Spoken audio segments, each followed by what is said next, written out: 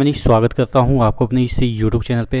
दोस्तों, BSSC inter level के जो एग्ज़ाम होने वाले हैं जिसमें कि एडिट का ऑप्शन दिया गया है, डॉक्यूमेंट्स अपलोड करने का ऑप्शन दिया गया है। तो क्या क्या डॉक्यूमेंट्स अपलोड करेंगे और कौन कौन से लोग को सुधारना है और किस किस तरह के जो चीज़ें हैं वो सुधर सकती है, उसका अपडेट आ गया है। आपने देखा भी होगा, तो डिटेल में यहाँ पर मैं बताने वाला हूँ। तो चैनल पर नए हैं तो सब्सक्राइब कर दीजिएगा, क्योंकि बीएसएससी के या तमाम जितने भी बिहार के एग्ज़ाम होते हैं उसके अपडेट आपको यहाँ पर मिलती रहेगी। देखिएगा, सबसे पहले अगर हम बात कर ले, बहुत सारे लोग पासवर्ड वगैरह वगैरह भूल गए होंगे, तो उनके लिए एक forget your registration number, forget your password का भी लिंक दिया हुआ है, जिससे कि आप पुनः जो आपका जो है वो पासवर्ड है वो मिल जाएगा। उसके बाद जैसे ही आप लॉगिन करेंगे, तो लॉगिन करने के बाद जो क्या क्या नाम सुधारा जा सकता है, क्या क्या चीज़ें सुधारी जा सकती है, यहाँ पे देखिएगा।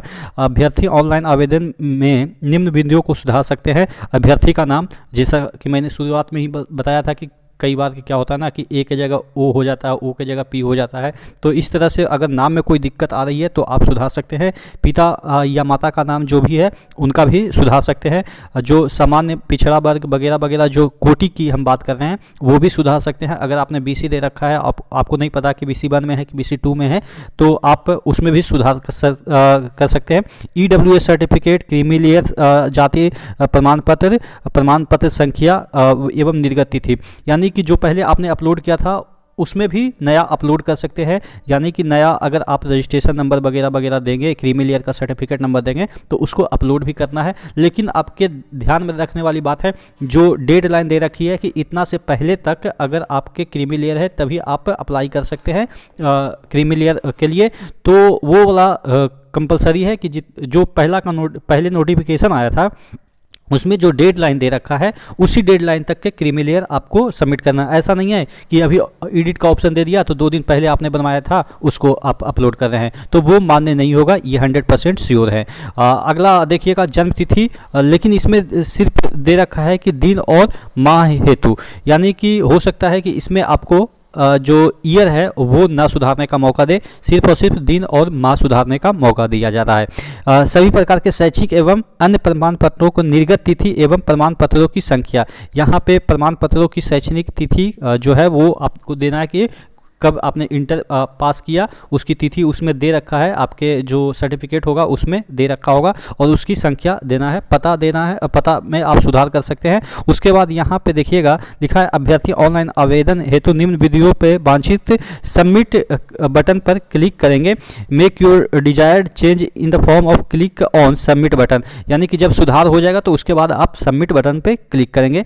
और यदि अभ्यर्थी को अगर कोई भी दिक्कत नहीं है, यदि किसी अभ्यर्थी को किसी प्रकार के सुधार की आवश्यकता नहीं हो, तो सेल्फ डिक्लेरेशन जो है check box at the bottom of page, यानी कि पेज के जो सबसे निचले हिस्से पे आपको एक चेक बॉक्स मिलेगा, उसको टिक करेंगे और सेव एंड नेक्स्ट बटन पे क्लिक करेंगे, जिससे कि आप सेकंड जो स्टेप है उसमें चले जाएंगे। सेकंड स्टेप में एजुकेशनल क्वालिफिकेशन डिटेल्स की में प्रवेश करेंगे। वहां पे भी अगर आपको कोई सुधार की आवश्यकता नहीं है तो यहाँ पे सेव एंड नेक्स्ट पे क्लिक करके आगे बढ़ जाएंगे। उसके बाद अगले चरण में जाने से पूर्व असीमित बार सुधार कर सकते हैं, यानी कि इन 2 चरणों में, यानी कि फर्स्ट और सेकंड फेज में आप कई बार सुधार कर सकते हैं। लेकिन अगर आप थर्ड फेज में अगर आप सेव एंड नेक्स्ट कर दिए तो उसके बाद आप नहीं सुधार कर पाएंगे। तो कहने का मतलब ये है कि फर्स्ट और सेकंड में जो भी ऑप्शन आपको सुधारना है वो जितना बार सुधारना सुधार लीजिए, लेकिन जैसे ही लास्ट बार जब फाइनल सबमिट पेज पे आ जाएंगे और उसके बाद आप सुधार नहीं कर सकते हैं, तो उसके बाद आपको मौका भी नहीं मिलेगा। ठीक है ना। तो ध्यान से एक एक पॉइंट को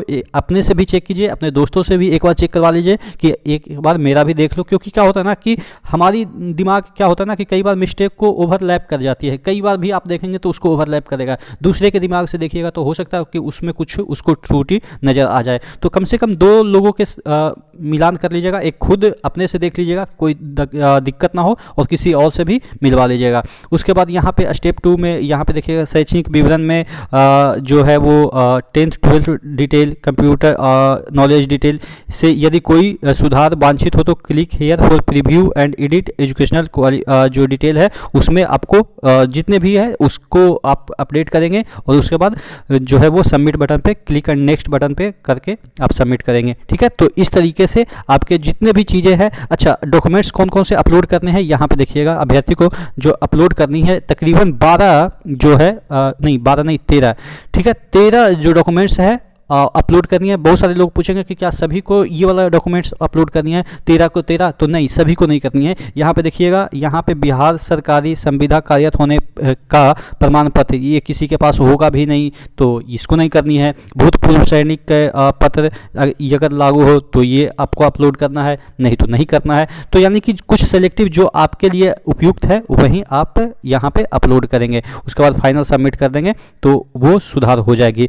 अभ्यर्थी विज्ञापन देखिएगा, यहाँ पे दे रखा है अभ्यर्थी विज्ञापन तिथि 11/12 तक निर्गत प्रमाण पत्र ही अपलोड कर सकेंगे। यानी कि जितना जो डेडलाइन की मैं बात कर रहा था कि कोई भी डॉक्यूमेंट्स अगर आपने बनवाया है वो 11/12 तक, यानी कि 11/12 को भी अगर बनवाया है तब भी आप अपलोड कर सकते हैं। लेकिन अगर 11/12 से 12/12 तक हो गया है, यानी कि 12/12 या 12/12 के बाद से अगर कोई डॉक्यूमेंट्स आपके हैं तो वो आपके वैलिड नहीं होंगे। बहुत सारे लोग पूछेंगे कि सर टंकन वाला जो है वो सर्टिफिकेट तो अभी अगर जाते हैं तो क्या उसको अपलोड कर सकते हैं? तो भाई मैं आपको एक क्लू देता हूँ कि टंकन वाला सर्टिफिकेट जो होता है ना वो आपको बैक डेट से मिल जाएगा। क्योंकि क्या होता है ना कि अगर आपने टंकन सीखा है 1 साल पहले, अभी तक आपको सर्टिफिकेट नहीं दिया, तो वो 1 साल बैक का दे सकता है। ये मैं लॉजिकल बातें कर रहा हूँ, ये पीछे आपको भी पता है कि बिहार में जो बैक डेट से कैसे बनते हैं सर्टिफिकेट, आपको भी पता है, और उसका कोई ये ऑनलाइन नहीं होता है। तो कहने का मतलब ये है कि आप 11 तक बनवा लिए होंगे, 11/12 तक,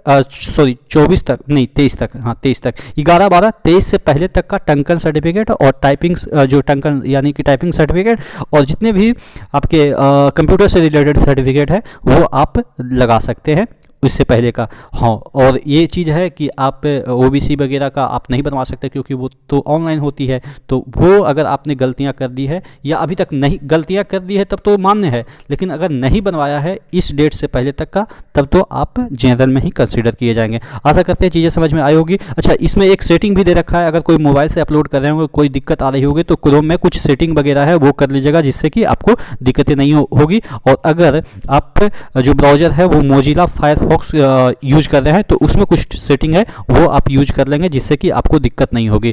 तो आशा करते हैं चीज़ें समझ में आई होगी। कोई भी और डाउट है? अच्छा, एक चीज़ और मैं बता दूं कि जो बहुत सारे लोग बोल रहे थे कि फ़ोटो सुधार कर सकते हैं, तो फ़ोटो का इसमें ऑप्शन नहीं दिया है। तो वैसा कुछ नहीं है कि अगर फोटो में कुछ भी दिक्कतें हो गई है तो आपको निकाल दिया जाएगा, ऐसा कुछ भी नहीं है। आपके एडमिट कार्ड में जैसे ही आएगा फ़ोटो तो वहाँ पे एक फ़ोटो भी लिया जाएगा, तो उसके बाद वहाँ से वेरिफिकेशन करवाया जा सकता है। आपके जब आप एग्ज़ाम देने जाएंगे तो वहाँ पे बायोमेट्रिक होगा, उसके बाद आपके लाइव कैमरा से फ़ोटो खींचा जाएगा, तो वहाँ पर आपके चीज़ें सॉर्ट आउट हो जाएगी। तो यहाँ पर अगर फ़ोटो में पीछे में कुछ ब्लैक कुछ ऐसा कुछ आ गया है तो उसके लिए आपको निश्चिंत रहना है, उससे आपका जो फॉर्म है वो रिजेक्ट नहीं होगा। ठीक है, तो नेक्स्ट वीडियो मिलते हैं, तब तक के लिए जय हिंद। और चैनल पे नए हैं तो सब्सक्राइब जरूर कर लीजिएगा क्योंकि यहाँ पे आपको जितने भी अपडेट है बिहार एसएससी के इंटर लेवल के वो आपको अच्छे तरीके से मिलती रहेगी। नेक्स्ट वीडियो मिलते हैं, तब तक के लिए जय हिंद।